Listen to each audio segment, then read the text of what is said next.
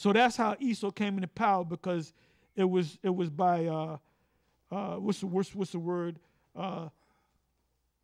Outside powers. The Most High put the spirit on them to come into power.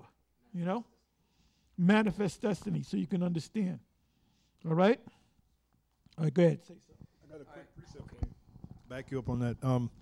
From the Apocrypha, Wisdom of Solomon, chapter 6. It says, beginning at the 2nd verse, "Give ear, ye that rule the people, and glory in the multitude of nations. For power is given you of the Lord, and sovereignty from the highest, who shall try your works and search out your counsels." So who gave Esau the power and the sovereignty? The Most High. From the Lord, yeah. Can Esau stop the Most High from bringing them down and putting us up, putting us in power? No. No. Then there's a scripture, I think you read it, Apostle Ramlab, shall appoint his bounds that he shall not pass. So there's a certain day, and Yahweh Shai don't even know that day, man. There's a certain, which proves that the Heavenly Father, Yahweh, is greater than his son, Yahweh Shai. Well, Yahweh Shai said that. He said, "My Father is greater than I." That's right. Yahweh Shai said that to his disciples. He knows the exact day the so-called white man's going down. Esau, Edom is going down. He knows the exact day. Yahweh Shai don't even know. That's it. Yeah, this is more information on the Moors, which are Israelites, all right? It says, Pajero Negro, black bird, in Spanish, was a, this is a particular individual, right? Was a polymath. Anybody know what a polymath is? Poly means many, right? Many, and math meaning truth, amath. Oh, many, okay. Yeah. So he was a man of many truth, all right? I didn't look it up, but I know it means that, you know, because I was a Moor at one time. Could have been. With knowledge in astronomy, geography, meteorology, botanism, cosmetics, culinary arts, the man could cook, and fashion. He is known for starting a vogue by changing vogue by changing clothes according to the weather and season. That's why they got a magazine called Vogue. It's a fashion magazine. Where'd they get it from? They got it from Jake. He also suggested different clothing for morning, afternoon, and evening. And in the kingdom, we're going to be like, we ain't going to be where you put on a suit of clothes and you, look, we're going to have our morning wear, our afternoon wear, and our evening wear, man. Yeah, that's right.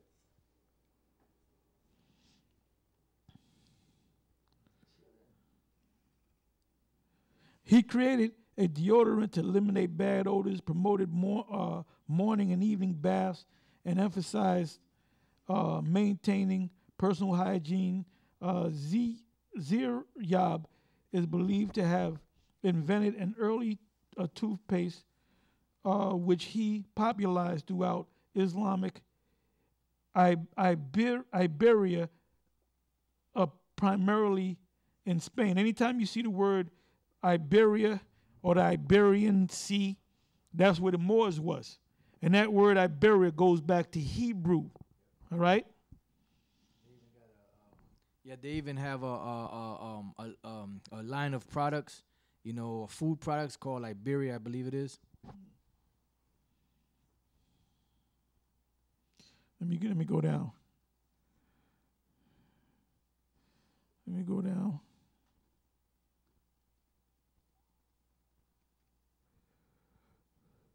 Oh, yeah, let me read this.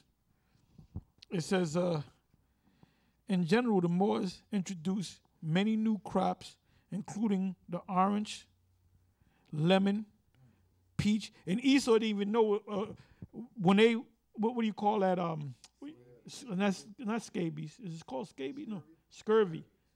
They would go out to sea and they would get sick and die, and they didn't realize all they had to do was get lemons. That's why they call themselves limeys. So, hey, what's up, mate? What's up, limey? The reason why they call themselves limeys is because they carried lemons and limes on their voyages. So when they got scurvy, they would get the vitamin C from the lime or the lemon, and that would heal them. They were actually dying from it, man. It says peach, apricot, fig, sugar cane, dates, ginger, and pomegranate, as well as saffron, cotton, silk, and rice, all of which remain prominent in Spain today. So they got it from the Moors. Bullfighting came from the Moors. That was to show machismo. They would fight a big strong bull, and they would have that red thing, and they would fake death with that cape, and then they would kill the bull. That was set up by the Moors, which are Israelites. This is Daniel chapter 4, verse 17. This matter is by the decree of the watchers, and the demand by the word of the holy ones, to the intent that the living may know that the Most High ruleth in the kingdom of men, and giveth it to whomsoever he will.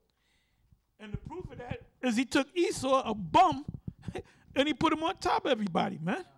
Everybody, like the black woman, she wanted to look like Esau, the Edomite woman, right? The Moabites, they getting that money. They wearing suits. They doing everything that Esau did over here. It says, and setteth up over it the basest of men. Hey, that's Esau. Like the scriptures call them vile. You know, they're violent in the earth. They're the basest of men. They're the main ones that were living in caves, destitute of food. You know, not even fully clothed. You know. That's right. I got a little history because you mentioned about bullfighting. Go ahead. It says, this is from Spanish fiestas, bullfighting history. Bullfights were popular spectacles in ancient Rome, but it was in the Iberian Peninsula that these contests were fully developed. The Moors from North Africa Yeah, because we took over North Africa. So you got Israelites that still to this day live in North Africa. That's right. Yeah, it says mainly in the western side of Africa, but we live in North Africa too. Going back to what's his name? I was listening to something on him the other day, 2 days ago. Hannibal Barca. You know, he was an Israelite. That's right. It says the Moors from North Africa who overran Andalusia in AD 711 changed bullfighting significantly, and that just backs up what you just said, Elder Apostle Tahar, what he just said about bullfighting. Changed bullfighting significantly from the brutish, formless spectacle practiced by the conquered Visigoths to a ritualistic occasion observed in connection with feast days on which the conquering Moors mounted on highly trained horses confronted and killed the bulls. They did it with style and finesse, you know? They were Israelites. That's Jake. We used the analogy last week show with the Medomites playing basketball and Jake playing ball, and you can clearly see the difference, man. Crackers are square. They wore them damn tight shorts. They were all stiff looking. You see Jake now. Jake brought it to the ultimate level, man. This is okay. More information. Urban utilities. Check this out. Street lights. We're talking about we're talking about from 700 AD all the way up to the end of 1400 AD. All right? It says street lights, hospitals, and public baths. In the 10th century, Cordoba was not just the capital of Al-Andalus, Moorish Spain, but also one of the most important cities in the world at that time, rivaling Baghdad and Constantinople. Constantinople was our people, Israelites, on the other side. In other words, the so-called Byzantine Empire, which was ruled by Jake. It boasted a population of 500,000, 200,000 more than now. So that was a major place right there. That was the place to be. And had street lights, 50 hospitals with running water, 300 public baths, 500 mosques, and 70 libraries, one of which held over 500,000 books. So what you're doing, Esau, you got from us, our foreparents. The Moorish achievement in hydraulic engineering was outstanding. They constructed an aqueduct that conveyed water from the mountain to the city through lead pipes. All of this at a time when London, merry old London, right, had a largely illiterate population of around 20,000 and had forgotten the technical advances of the Romans. Because when you go back to the Roman Empire, and it was Jake that set that whole thing up, you had rooms for the rich among the Romans that they had heated floors that were heated. We don't even have that now. You know, it was cold, you heat the floor, you know. They had hot and cold running water, all right, because they had boiler systems. It says Romans, some 600 years before, paved and lighted streets did not appear in London or Paris for hundreds of years later. So when the Moors ruled Spain, man, that was a place to be.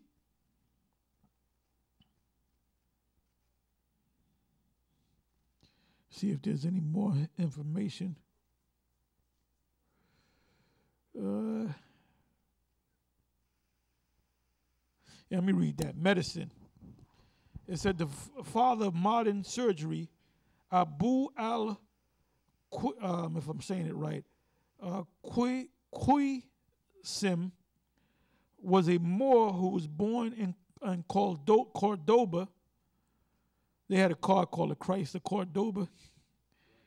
During a practice that lasted 50 years, he developed a range of innovative and precise surgical instruments while writing a textbook that was to be cornerstone of Western medical training for the next 500 years.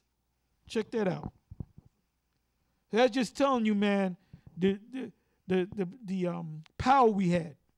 And this is really talking about, this goes hand in hand with the book of Revelation, the 20th chapter. Let's read that and we're going to close on that. All right, this is the book of Revelation, chapter 20 and verse 1. It says, "And I saw an angel come down from heaven having the key of the bottomless pit and a great chain in his hand. And he laid hold on the dragon, that old serpent, which is the devil and Satan." It's not talking about the devil himself. It's talking about Esau when he was in power during the time of the Roman Empire. And it really started before Constantine came into power. The devil, that old serpent, was talking about Esau himself. It says, "And bound him 1,000 years." The height of the so-called Byzantine Empire was from 500 to almost 1500 AD. So that's 500 years. Really, when you go back to Constantine, really the height of it, man, the apex was like I said, 500, maybe 200 years in. And then it went down by who? The last emperor to sit on the throne was Constantine the 11th. All right? and that was 14. What was that? That was 1453. And it took almost another 50 years to take down the Moors, because the Moors came into power, which were Israelites, because we split up. There's some other document, I got to find it, where it says the Moors were basically Christians that converted to Islam. All right, I had it somewhere, but I'll bring it up. I'll talk about it. But so you had the Moors come into their power. A key place was Spain and North Africa. That was 700 years AD, 700 AD approximately. And the last stronghold, Granada, was taken down in 1492. So we're talking what? How many years? Almost 800 years, about 800 years. So during that time period, that's when Esau was chained up. And then after that time was done, he came back into power with the whole new world concept. Go ahead, read on. It says, and cast him into the bottomless pit and shut him up and set a seal upon him, that he should deceive the nations no more till the 1,000 years should be fulfilled, and after that he must be loosed a little season.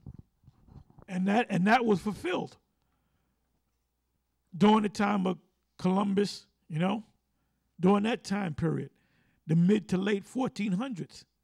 And it said, the scriptures say that he's going to rule for a short period of time. And that short period of time was from really the 1400s up until now, because he's getting ready to go down, man. He might go down at the end of this year, maybe next year, maybe 2 years from now. But he's going down. Going back to what I said, time and chance happeneth to all. And these elite, the average Edomite, they don't know what's going on. The super elite, they know what's going on. They know that they're getting ready to go down, man. Pursuant to Revelation 12 and 12. And let's read that, and we're going to close on that. Because he's going to show his horns. Because he knows that his time is short. Revelation chapter 12, verse 12. Therefore rejoice, ye heavens, and ye that dwell in them. Woe unto the inhabitants of the earth and of the sea. For the devil is come down unto you, having great wrath, because he knoweth that he hath but a short time. And we're going to close on that. I'm going to say shalom and stay strong.